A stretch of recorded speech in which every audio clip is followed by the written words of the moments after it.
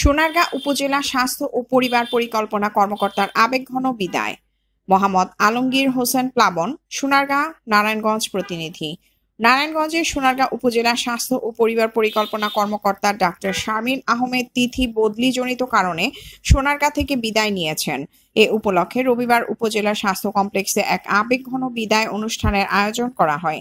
অনুষ্ঠানে উপজেলা স্বাস্থ্য কমপ্লেক্সের সকল পর্যায়ের চিকিৎসক, কর্মকর্তা ও কর্মচারীরা অংশ নেন।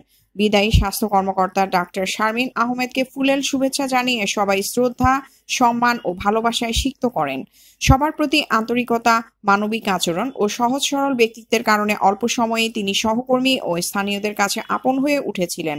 বক্তারা বলেন, ম্যাডাম একজন ব্যক্তিত্ববান, মানবিক ও সাদা মনের মানুষ ছিলেন। তার অনুপস্থিতি আমরা গভীরভাবে অনুভব করব।